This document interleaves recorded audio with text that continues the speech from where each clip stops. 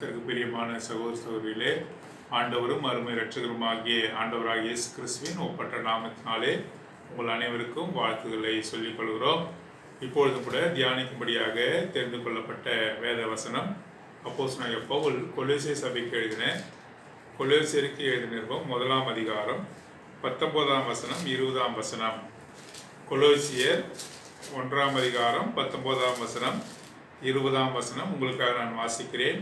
சகல பரிபூர்ணமும் அவருக்குள்ளே வாசமாயிருக்கவும் அவர் சிலுவையில் சிந்தின இரத்தத்தினாலே சமாதானத்தை உண்டாக்கி பூலோகத்தில் உள்ளவைகள் பரலோகத்தில் உள்ளவைகள் யாவையும் அவர் மூலமாய் தமக்கு ஒப்புரவாக்கி கொள்ளவும் அவருக்கு பிரியமாயிற்று.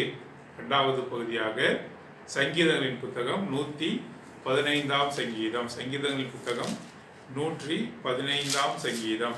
சங்கீதம் புத்தகம் 115ஆம் சங்கீதம் 3ஆம் வசனம். நம்முடைய தேவன் பரலோகத்தில் இருக்கிறார், தமக்கு சித்தமானவை யாவையும் செய்கிறார். ஆகவே 2 வசனங்களை வாசித்தோம். கொலோசியர் 1ஆம் அதிகாரம் 19-20 மற்றும் சங்கீதங்களின் புத்தகம் 115ஆம் சங்கீதம் 3ஆம் வசனம். நம்முடைய தேவன் பரலோகத்தில் இருக்கிறார், தமக்கு சித்தமான யாவையும் செய்கிறார் என்ற வார்த்தை. ஆகவே இன்றைய தினத்திலே நாம் தியானிக்க இருக்கிற ஒரு வார்த்தை என்னவென்று சொன்னால், கர்த்தருக்கு சித்தம் அல்லது பிரியமான காரியம். கர்த்தருக்கு பிரியமான காரியம். இதைத்தான் கொலோசியர் 1:20ஆம் வசனத்திலே நாம் வாசிக்கிறோம். தமக்கு ஒப்புரவாக்கி கொள்ளவும் அவருக்கு பிரியமாயிற்று. ஆங்கிலத்தில் the pleasing unto the Lord, pleasing unto the Lord, அதாவது கர்த்தருக்கு பிரியமான காரியம். ஆகவே இன்றைய தினத்திலே கர்த்தருக்கு எதெல்லாம் பிரியமான காரியம் என்று நாம் முதலாவதாக அறிந்து கொள்ள வேண்டும். கர்த்தர் யார் மீது அவர் பிரியமாயிருந்தார்? கர்த்தர் நம் மீது பிரியமாயிருக்க நாம் என்ன செய்ய வேண்டும்? கர்த்தர் யார் மீதெல்லாம் பிரியமாயிருந்தார் மாத்திரமல்ல, கர்த்தர் பிரியப்படும் அளவுக்கு நாம் என்ன செய்ய வேண்டும் என்று சொல்லி நாம் தெரிந்து கொள்வது மிகவும் அவசியமான காரியம். பாருங்க, ஒரு கணவன் மனைவி இருக்கிறார் என்று வைத்துக் கொள்வோம். மனைவி கணவனை அதிகமாக நேசிப்பாள் என்று சொன்னால், தான் புருஷனுக்கு என்ன தேவையோ என்பதை கடமையாக செய்ய மாட்டான் இல்லையா? ஒரு மனைவியானவள் கணவனை அதிகபட்சமாக நேசிக்கிறாள் என்று வைத்துக் கொள்வோம். அப்படி என்றால் அந்த மனைவியானவள் கணவனுக்கு எது பிடிக்கும் என்பதை அறிந்து வைத்து அதற்கேற்றவாறு செய்வார். உதாரணமாக, கணவனுக்கு எந்த விதமான பதார்த்தம், எந்த விதமான உணவு, எவ்வளோ பக்குவம், எந்த விதமான காரியங்கள், இதெல்லாம் மனைவியானவள் கணவனுக்கு எப்படி பிடிக்கும், எது பிடிக்கும் என்று சொல்லி யோசித்து செய்வது போல, அதே போல உணவு மாத்திரமல்ல, சட்டை, பல்வேறு காரியங்கள் எல்லாமே கணவனுக்கு ஏற்றவாறு மனைவி செய்வார். எப்பொழுது? கடமையாக இருக்கும் பொழுது அல்ல. ஏதோ நாங்கள் கணவன் மனைவியாக நாங்கள் வாழ்கிறோம் என்பவர்கள் அப்படி செய்ய முடியாது.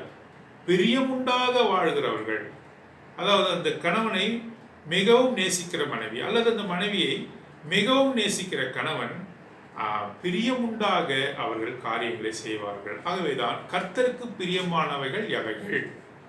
கர்த்தர் யார் மீது பிரியமாயிருந்தார்?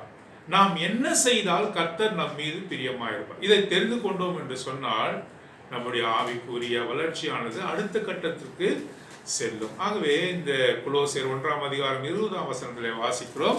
தமக்கு ஒப்புரவாக்கி கொள்ளவும் அவருக்கு பிரியமாயிற்று. 13ஆம் வசனம், சகல பரிபூர்ணமும் அவருக்குள்ளே வாசமாயிருக்கவும். கர்த்தராகிய இயேசு கிறிஸ்துவுக்குள்ளே எல்லா பரிபூர்ணமும் வாசமாயிருக்கத்தக்கதாக, in him all the things to dwell என்று வாசிக்கிறோம். எல்லா காரியங்களும் கிறிஸ்து இயேசுவுக்குள்ளாக அங்கே காணப்பட வேண்டும் என்பது பிதாவின் சித்தமாக இருக்கிறது. சித்தம் என்று சொல்வதை காட்டிலும் அது பிரியமானதாக இருக்கிறது. கர்த்தருக்கு எது பிரியம்? இதுதான் நமக்கு மிக முக்கியமான காரியமா இருக்கிறது. 115ஆவது சங்கீதத்தில் வாசித்த வண்ணமாக, நம்முடைய தேவன் பரலோகத்தில் இருக்கிறார், தமக்கு சித்தமான யாவையும் அவர் செய்கிறார். அவருக்கு சித்தமான, அவருக்கு பிரியமான காரியத்தை பரலோகத்திலிருந்து அவர் செய்கிறார். சித்தம் என்ற காரியத்தை எடுத்துவிட்டு நாம் பிரியமான காரியத்தை அவர் செய்கிறார் என்று சொல்லி நாம் அதை வாசிக்கலாம். சங்கீதங்களின் புத்தகம் 135வது சங்கீதம். சங்கீதங்களின் புத்தகம் 135வது சங்கீதம் 6ஆம் வசனம். 135 6ஆம் வசனம்.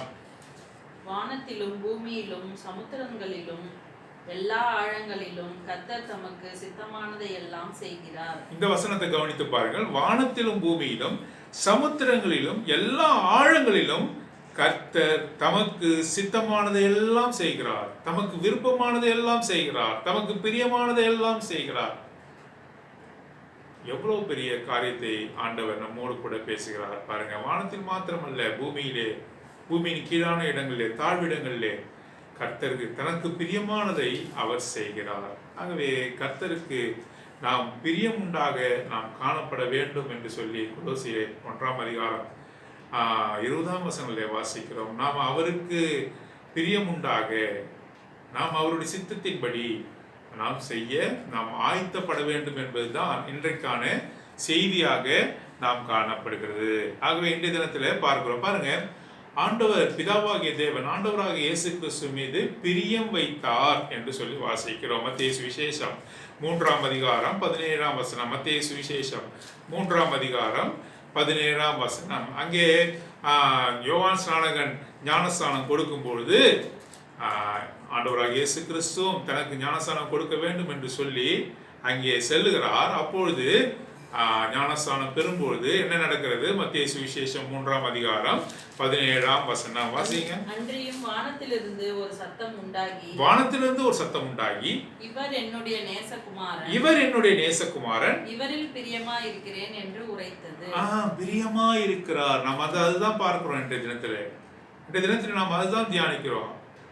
அவர் மீது, ஆண்டவராக இயேசு கிறிஸ்துவின் மீது பிதாவாகிய தேவன் பிரியமாயிருக்கிறார், பிரியமாயிருக்கிறார். அதுதான் அவரை குறித்து பிதாவாகிய தேவன் ஆண்டவராக இயேசு கிறிஸ்துவை குறித்து சாட்சி கொடுக்கிறார். என்ன சாட்சி கொடுக்கிறார்? நான் அவர் மீது பிரியமாயிருக்கிறேன் என்று சொல்கிறார். மறுரூபமலையில் என்ன நடந்தது?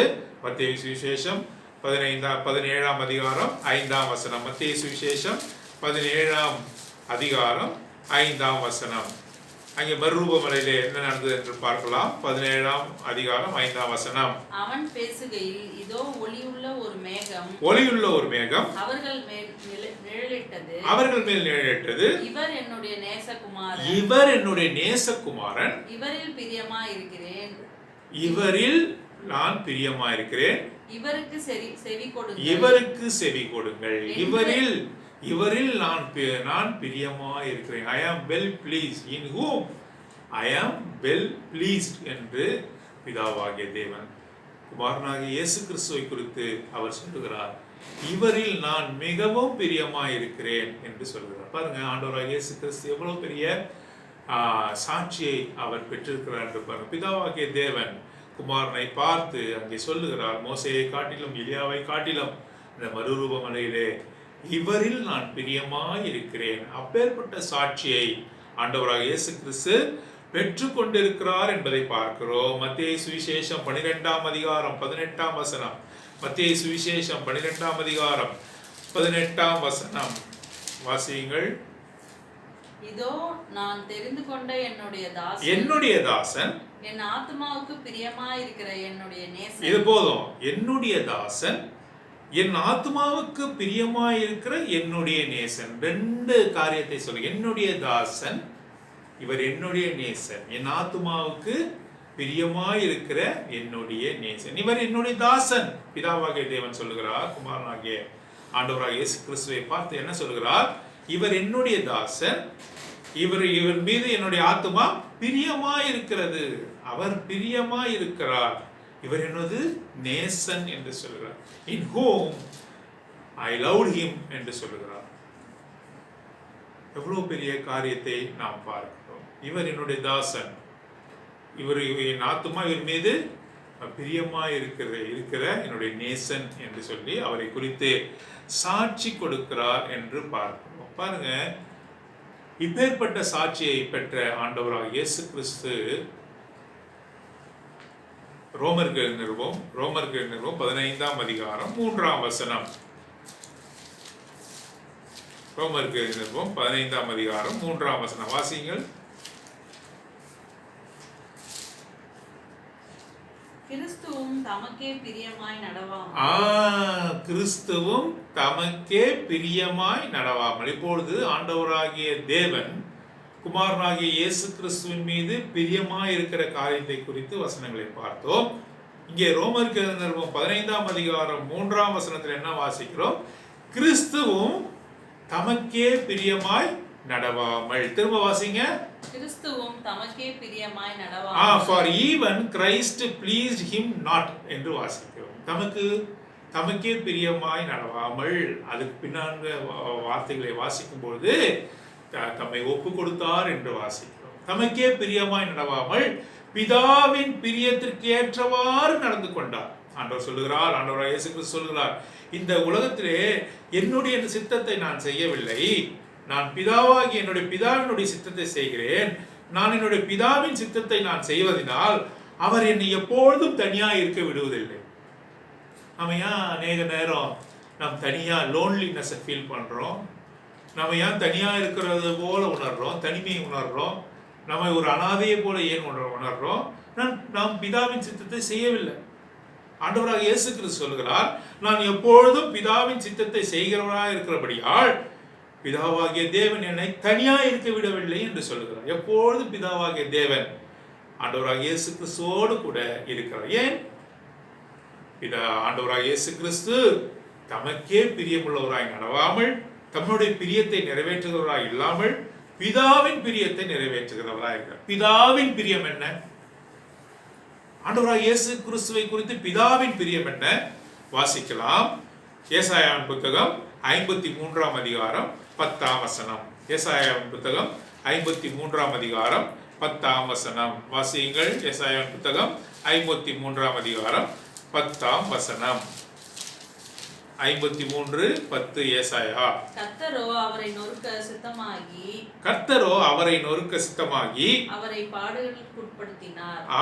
அவரை பாடுகளுக்கு உட்படுத்தினார் என்று சொல்லி வாசிக்கிறோம். திரும்ப வாசிங்க அந்த வார்த்தையை. கர்த்தரோ அவரை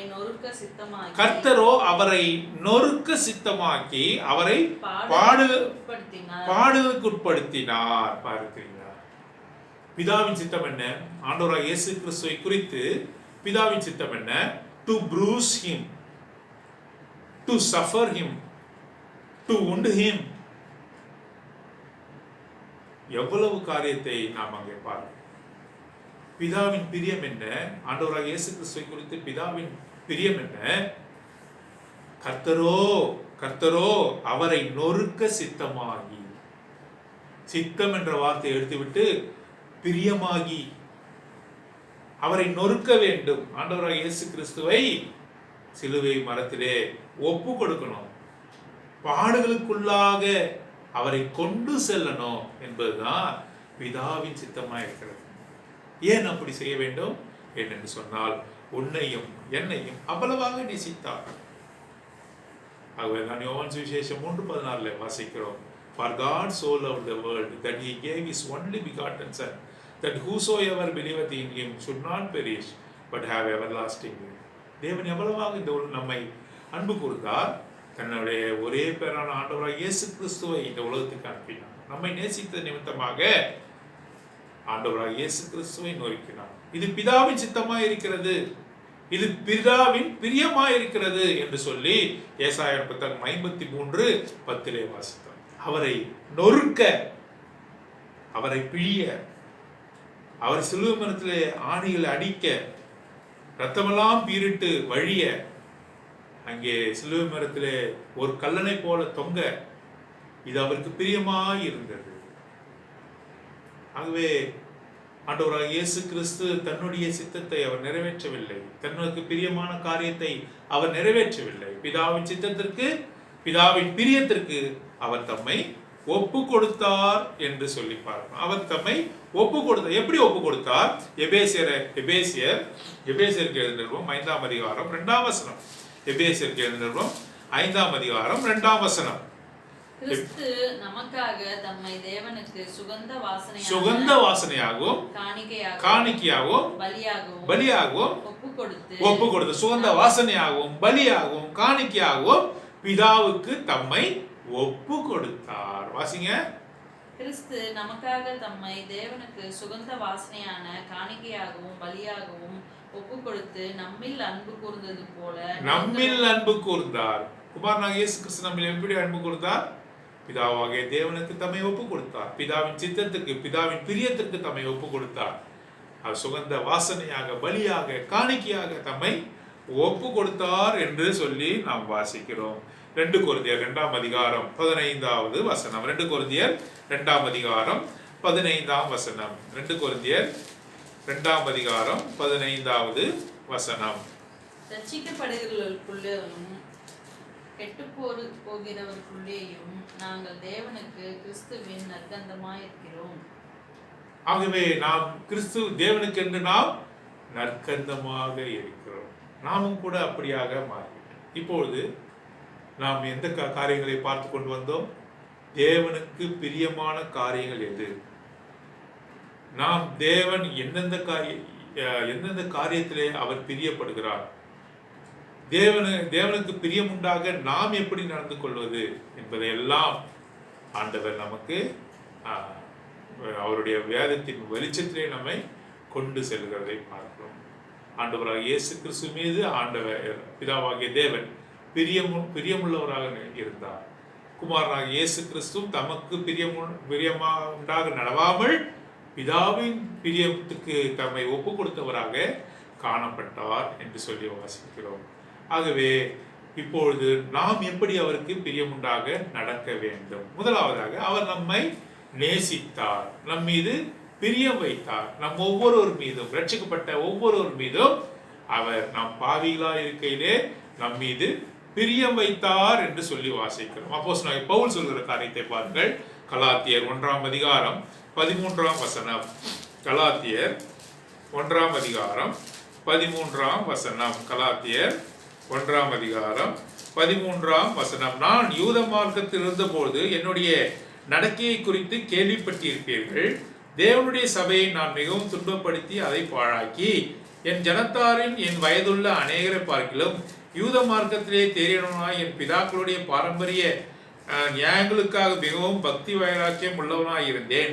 அப்படி இருந்தும் நான் என் தாயின் வயிற்றில் இருந்தது முதல் என்னை பிரித்தெடுத்து தம்முடைய கிருபையினால் அழைத்த தேவன். பார்த்தீங்களா? அப்போஸ்தலனாகிய பவுல் சொல்கிறார், என்ன சொல்கிறார்? எப்படியெல்லாம் அவர் சபையை துன்பப்படுத்தினார், தேவனுடைய பிள்ளைகளை துன்பப்படுத்தினார் என்பதை குறித்து அவர் சொல்லுகிறார். நான் யூதனுக்கு யூதனாக இருந்தேன், பாரம்பரியத்தில் இருந்தேன், கிறிஸ்துவை அறியாதவனாக இருந்தேன். அப்படி இருந்தும் கூட தேவன் என் மீது பிரியம் வைத்தார் என்று சொல்கிறார். அவர் பிரியம் வைத்ததினால் அப்போஸ்தலனுடைய வாழ்க்கையிலே, அப்போஸ்தலனாகிய பவுலுடைய வாழ்க்கையில் என்ன நடந்தது?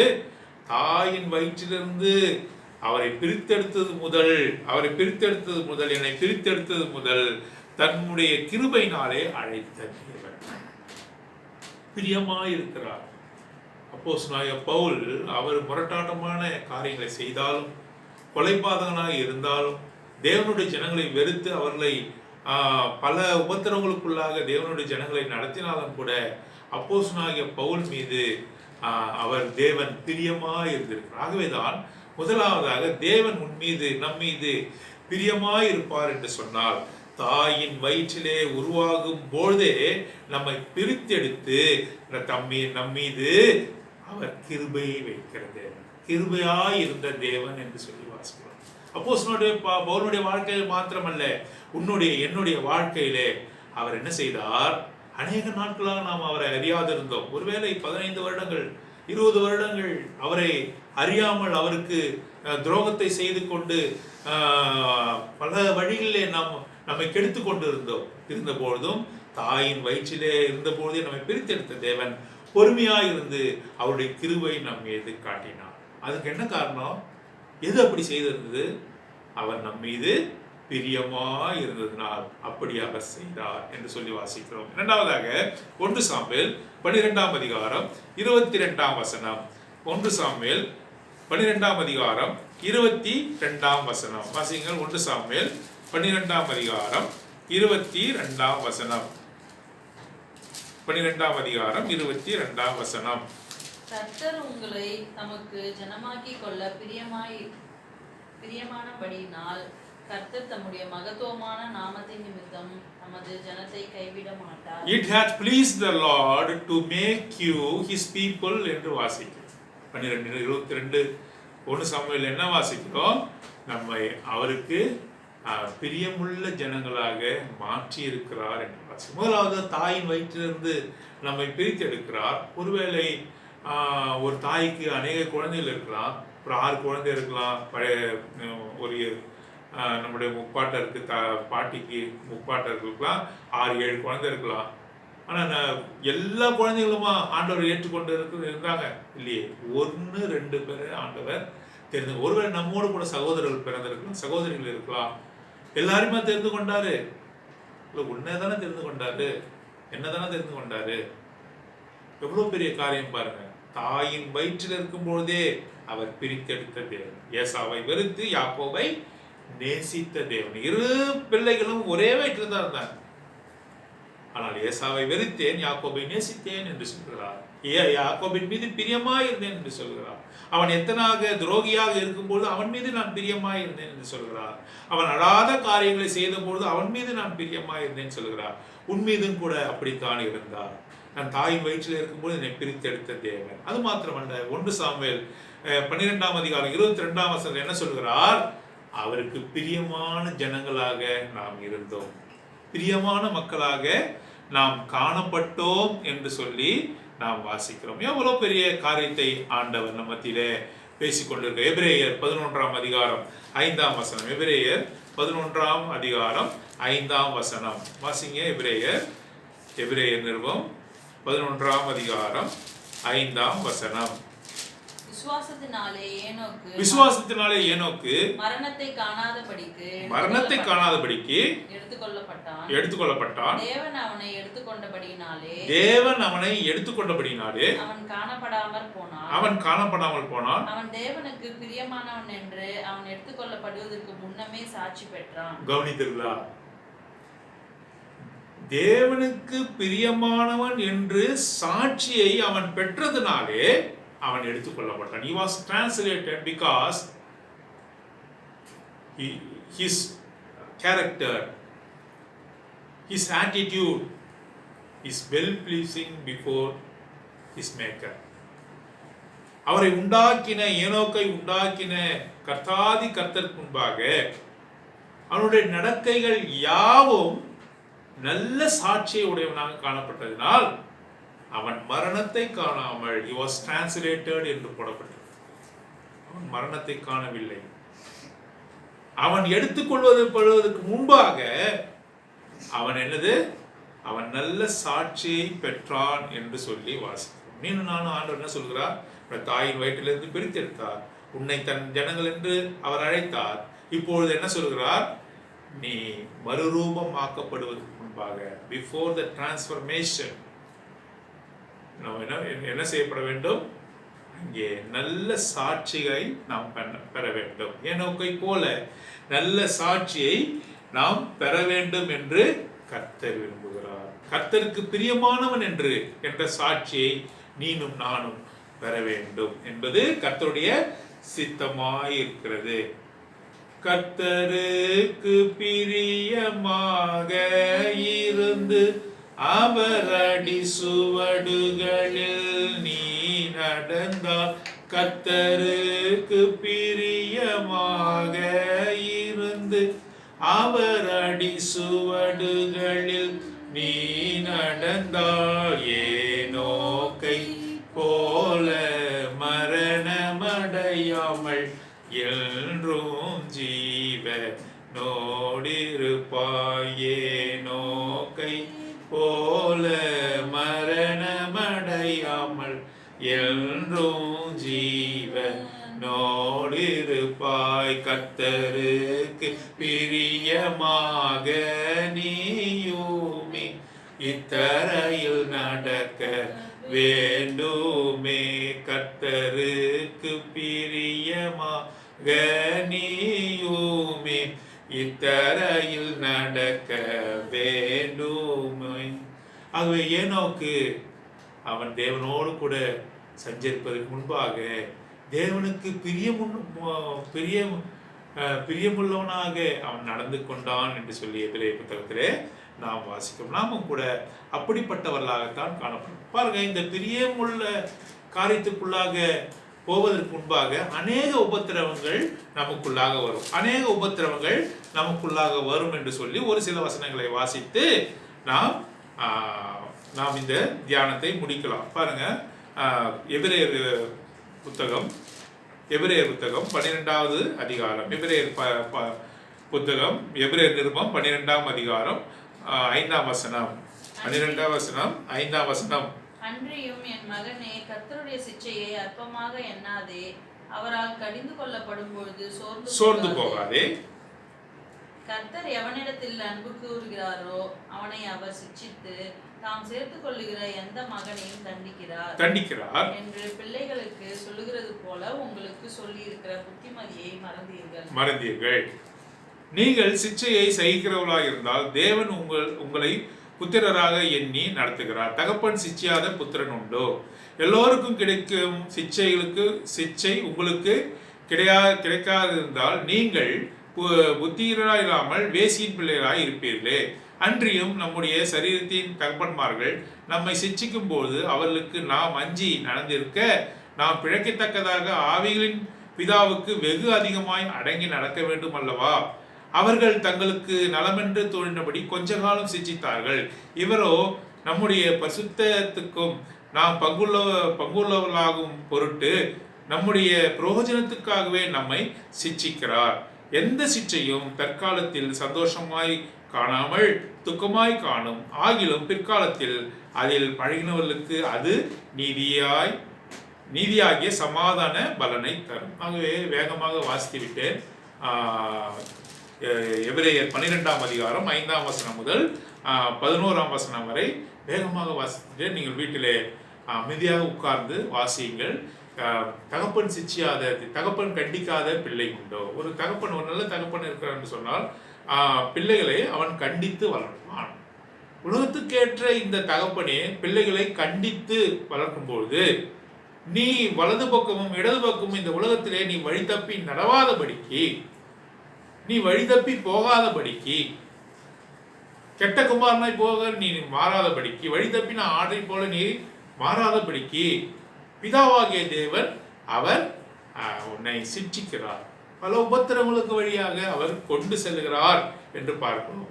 தகப்பன் தன் பிள்ளை மீது காட்டுகிற இந்த சிட்சையானது அவனுடைய நலத்துக்கென்று, அந்த தகப்பன் தனது மகன் மீது பிரியமாய் இருக்கிறான் என்பதை காட்டுவதற்காக. அவர் சிட்சிக்கவில்லை என்று சொன்னால் கடுமையான ஒரு வார்த்தையை அங்கே பயன்படுத்துகிறார். என்ன வார்த்தை? நீ வேசியின் மகனாக இருப்பாய். வேசியின் மகனுக்கு தகப்பன் இருக்க முடியுமா? இருக்க முடியாது. தாய் மாத்திரம்தான் வேசியின் மகனுக்கு இருக்க முடியும். ஒரு தகப்பன் இருக்கிறான் என்று சொன்னால் கண்டிப்பாக அங்கே சிட்சை இருக்கும். சிட்சை என்று சொன்னால் கண்டிப்பு இருக்கும். வழி தப்பி போகும்போது பிரம்பு கையாடுவார். ஆகவே நீ அவருடைய நல்லொழுக்கத்துக்குள்ளாக நீ வர வேண்டும் என்று சொன்னால் தகப்பன் பிள்ளையை சிட்சிக்கிறது போல அங்கே நம்மை சிட்சிக்கிறார் என்று சொல்லி வாசிக்கிறோம். எந்த சிட்சையும் தற்காலத்தில் சந்தோஷமாய் காணாது. யாராவது தகப்பன் பிள்ளையை அடிக்கும்பொழுது நல்லா தான் எங்கள் அப்பா அடிக்கிறான்னு சொல்லுவாங்களா? பிள்ளை எப்படி அடிக்கிறாருப்பான்னு சொல்லி மனம் வருந்தி அவர்கள் அழுவார்கள், துடிப்பார்கள். தகப்பனை ஒருவேளை தவறாக கூட அவர்கள் நினைப்பார்கள். எந்த சிட்சையும் தற்காலத்தில் சந்தோஷமாய் காணாமல் துக்கமாய் காணும். அந்த சிட்சையை பெற்றுக்கொள்கிறவர்கள், அந்த கடினத்தன்மையை பெற்றுக்கொள்கிறவர்கள், அந்த அடியை வாங்குகிறவர்களுக்கு எப்படி இருக்கும்? அது மிகவும் கடினமாக இருக்கும், துக்கமாக இருக்கும். ஆகிலும் பிற்காலத்தில் அதில் பழகினவர்களுக்கு அதில் நீதியாகிய சமாதான பலன், சமாதானமான ஒரு வாழ்க்கை இருக்கும். அது ஆண்டவர் கொடுக்கிற சிட்சை ஏற்றுக்கொள். ஆண்டவர் உன் மீது பிரியமாயிருக்கிறார் என்று சொன்னால், அவர் தகப்பன் நீ பிள்ளை என்று சொன்னால், அவர் தகப்பன் நீ மகள் என்று சொன்னால் அவர் சிட்சிப்பார். அந்த சிட்சையை நீ ஏற்றுக்கொள்ள வேண்டும். ஆகவே அந்த சிட்சையை ஏற்றுக்கொண்டால் கர்த்தர் நம் மீது பிரியமாய் இருப்பார் என்று சொல்கிறார். ஆகவே இந்த காரியங்களை பார்த்து கொண்டே வருகிறோம். ஆண்டவர் நாம் எப்படி கர்த்தருக்கு பிரியமாய் நடப்பது என்பதை குறித்து நாம் பார்த்து கொண்டே வருகிறோம். ஆகவே எந்தெந்த காரியத்தெல்லாம் கர்த்தர் நம் மீது பிரியம் வைத்திருக்க, அல்லது நாம் கர்த்தருக்கு பிரியமுண்டாக எப்படி நடந்து கொள்வது என்பதை குறித்து இன்னும் ஒரு 2 வசனங்களை வாசித்து நாம் முடிக்கலாம். எபிரேயர் 13ஆம் அதிகாரம் 16ஆம் வசனம். 13ஆம் அதிகாரம் 16ஆம் வசனம். அன்றியும் நன்மை செய்யவும் தான தர்மம் பண்ணவும் மறவாதிருங்கள், இப்படிப்பட்ட பலிகளின் மேல் தேவன் பிரியமாய் இருக்கிறார். அன்றியும் நன்மை செய்யவும் தான தர்மம் பண்ணவும் மறவாதிருங்கள். நன்மை செய்யுங்கள், தான தர்மம் பண்ணுங்கள். ஒரு சகோதரனுக்கு குறை உண்டானால் அவனை சந்தியுங்கள், அவனுடைய குறைவை நிறைவாக்குங்கள், நன்மை செய்யுங்கள். இப்படிப்பட்ட பலியின் மேல் தேவன் பிரியமாயிருக்கிறார். இந்த விதமான காரியத்துல தேவன் பிரியமாய், எந்தெந்த காரியத்துல தேவன் பிரியமாயிருக்கிறார், தேவனுக்கு பிரியம் உண்டாக நாம் எப்படி நடப்பது என்பதை குறித்து நாம் பார்க்கும்பொழுது, அன்றையும் நன்மை செய்யவும் தான தர்மம் பண்ணவும் மறவாதிருங்கள், இப்படிப்பட்ட பலியின் மேல் தேவன் பிரியமாயிருக்கிறார். இந்த காரியத்தை தான் ஆண்டவர் சொல்லுகிறார். பாருங்க, 1 கொரிந்தியர் 1ஆம் அதிகாரம் 21ஆம் வசனம். 1 கொரிந்தியர் 1ஆம் அதிகாரம் 21ஆம் வசனம்.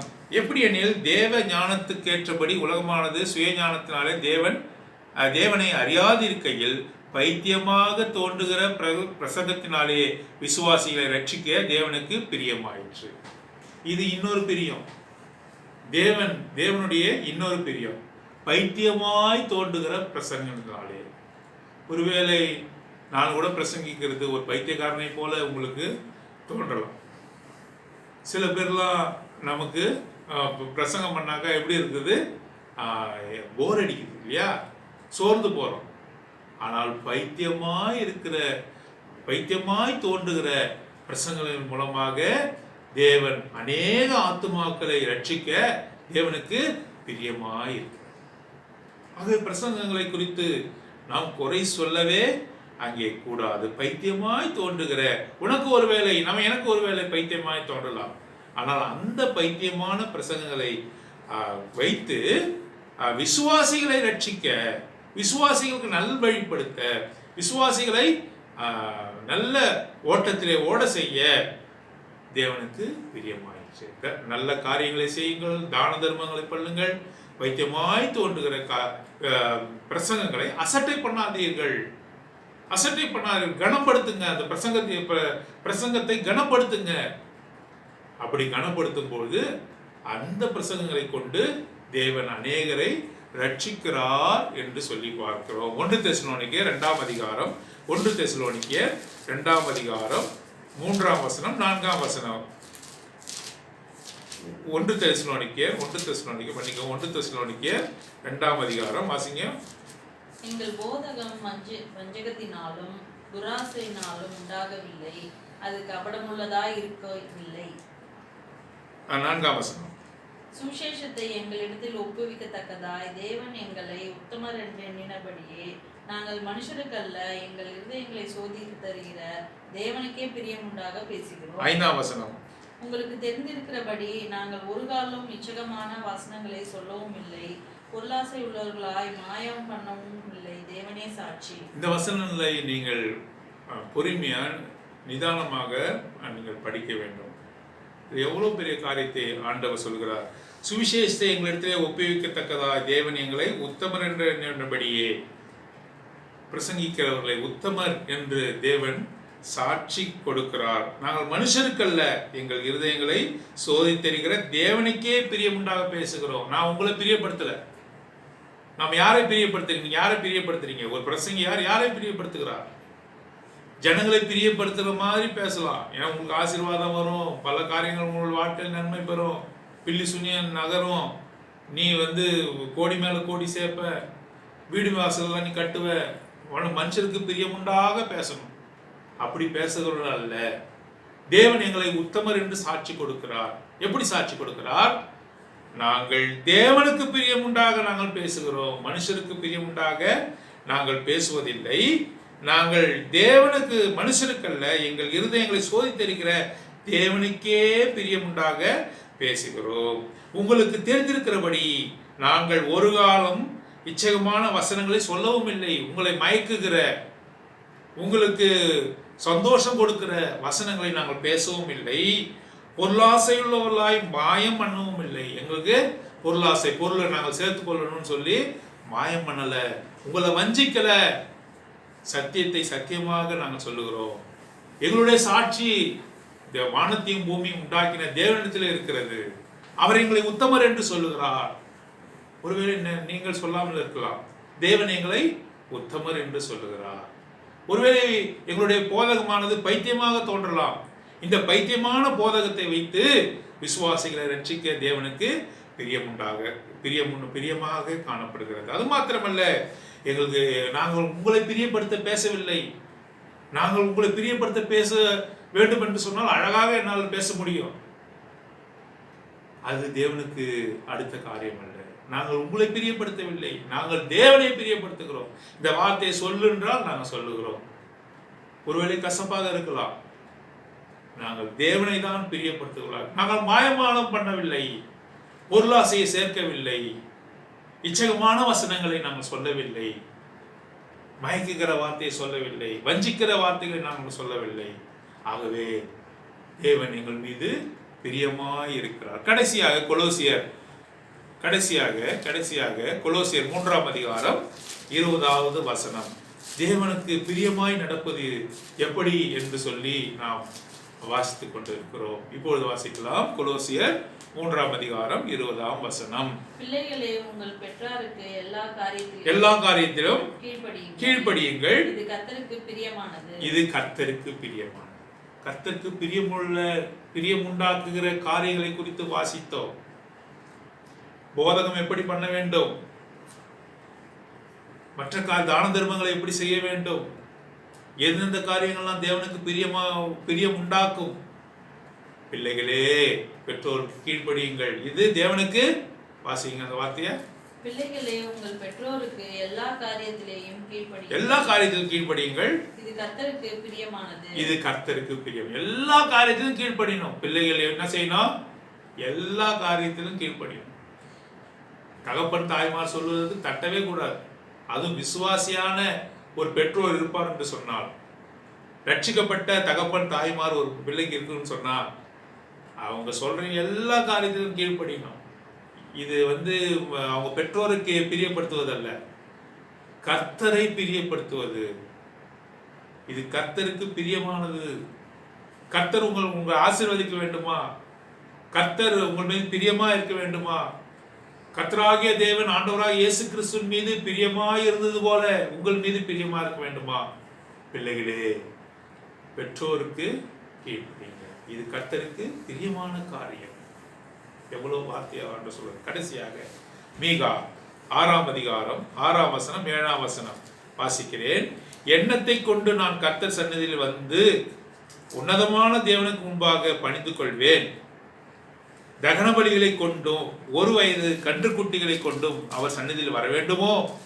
ஆயிரங்களான ஆட்டுக்கடாக்களின் பேரிலும் எண்ணெயாய் ஓடுகிற 16,000 ஆறுகளின் பேரிலும் கர்த்தர் பிரியமாயிருப்பாரோ? என் அக்கிரமத்தை போக்க என் முதற் பேரானவனை, என் ஆத்துமாவின் பாவத்தை போக்க என் கற்பகனியை கொடுக்க வேண்டுமோ? மனுஷனே, நன்மை இன்னதென்று அவர் உனக்கு அறிவித்திருக்கிறார். நியாயம் செய்து இரக்கத்தை சிநேகித்து தேவனுக்கு முன்பாக மனத்தாழ்மையாய் நடப்பதை அல்லாமல் வேறு எண்ணத்தை கர்த்தர் உன்னிடத்தில் கேட்கிறார். நீ என்ன கொடுக்க போகிறாய்? ஆடு மாடுகளை கொடுக்க போகிறாயா? என்னையாய் ஓடுகிற 16 ஆறுகளின் பேர் கர்த்தர் பிரியமாய் இருப்பாரோ? உன் முதற் பேரான குமாரனை அவருக்கு ஒப்பு கொடுப்பாயோ? அவருக்கு பிரியம் உண்டாக நீ எப்படி நடப்பது? இவற்றின் மீது பிரியமா இருப்பாரோ? தகன பலிகளில் பிரியமா இருப்பாரோ? ஆடுகளின் மீது பிரியமா இருப்பாரோ? மாடுகளின் மீது பிரியமா இருப்பாரோ? பொன்னையும் பொருளையும் கொடுத்து அவரை பிரியப்படுத்த முடியுமா? வானத்தையும் பூமியும் உண்டாக்கின தேவனுக்கு நீ பொன்னையும் பொருளையும் கொடுத்து பிரியம் உண்டாக்க முடியுமா? அவருக்கு பிரியத்தை நீ பெற்றுக்கொள்ள முடியுமா? முடியவே முடியாது. ஒரே காரியத்தை தான் சொல்கிறார். மனுஷனே, நன்மை இன்னதென்று அவர் உனக்கு அறிவித்திருக்கிறார். இன்றைய தினத்திலே உனக்கு அறிவித்திருக்கிறார். கர்த்தருக்கு பிரியம் உண்டாக நீ நடப்பது எப்படி என்ற நன்மையை அவர் உனக்கு இன்று அறிவித்திருக்கிறார். நியாயம் செய்து இதை பற்றி கொண்டு இரக்கத்தை சிநேகித்து உன் தேவனுக்கு முன்பாக மனத்தாழ்மையாய் நடப்பதை அல்லாமல் வேறு எண்ணத்தை கர்த்தர் உன்னிடத்தில், உன்னோட பொண்ணு பொருள் எதுவுமே வேணாம், எதுவுமே தேவனுக்கு பிரியமானது அல்ல. நீ மனத்தாழ்மையா நடக்க வேண்டும் என்று அவர் சொன்னாரே, இன்று எனக்கு பரிசுத்த ஆவியானவர் மூலமாக அவர் போதித்தாரே, அவருக்கு பிரியமுண்டாக நான் எப்படி நடப்பது? ஆண்டவராக இயேசு கிறிஸ்து தனக்கே பிரியமுள்ளவராக நடவாமல் பிதாவின் பிரியத்திற்கேற்றபடி அவர் நடந்தாரே, எனக்கு அவர் போதித்தார், என்னை அவர் நேசித்தாரே, ஆண்டவராக இயேசு கிறிஸ்து எனக்காக ஒப்பு கொடுத்தாரே. ஆகவே தாயின் வயிற்றிலிருந்து என்னை அவர் பிரித்தெடுப்பது என்பது அவருக்கு பிரியமாக இருந்தது, என்னை ரட்சிப்பது அவருக்கு பிரியமாக இருந்தது. வைத்தியமான உபதேசங்கள் மூலமாக என்னை அவர் பிரியமாய் ரட்சித்தாரே. ஆகவே இந்த பிரியமுள்ள இந்த கர்த்தருக்கு என்னை நான் ஒப்பு கொடுப்பேன், மனத்தாழ்மையா இருப்பேன். அவர் போதித்த இந்த போதத்தை கேட்டு அவருக்கு பிரியமுள்ள மனுஷனாக நான் நடப்பேன் என்று சொல்லி தினத்திலே நானும் நீங்களும் ஒப்பு கொடுக்க கர்த்தர் தாமே நமக்கு உதவி செய்வாராக. நாம் ஜெபிக்கலாம். அன்பும் கிருபையும் உள்ள பரலோக பிதாவே, உம்முடைய வார்த்தைகள் மூலம் எங்கள் மத்தியிலே பேசினீர். ஆண்டவரை கேட்ட யாவருக்காகவும் நாம் ஜெபிக்கிறோம். இந்த வசனங்களை ஆண்டவரே மீண்டும் ஒரு முறை வீடுகளிலே தியானித்து ஆண்டவரே தியானிக்கும் போது அவர்களோடு கூட நீ தாமே பேசியறல வேண்டும் என்று ஒப்பு கொடுத்து ஜெபிக்கிறோம். ஆண்டவரே, உமக்கு பிரியமுண்டாக நாம் எப்படி நடப்பது என்பதை குறித்து நீர் எங்களுக்கு பேசினேன். ஆண்டவரே, மனத்தாழ்மையும் ஆண்டவரே நீதி நியாயத்தை செய்து ஆண்டவரே உமக்கு பிரியமுள்ளவர்களாக நாம் நடக்கத்தக்கதாக நாங்களும் கூட அப்படிப்பட்ட ஒரு ஸ்லாக்கியத்தை பெற்றுக்கொள்ள நீதாமே உதவி செய்ய வேண்டும் என்று ஒப்பு கொடுத்து இந்த சிறிய ஜெபத்தை அருமையாண்டவராக இயேசு கிறிஸ்துவின் மூலம் பிதாவிற்கு நல்ல பிதாவே, ஆமென். Praise the Lord.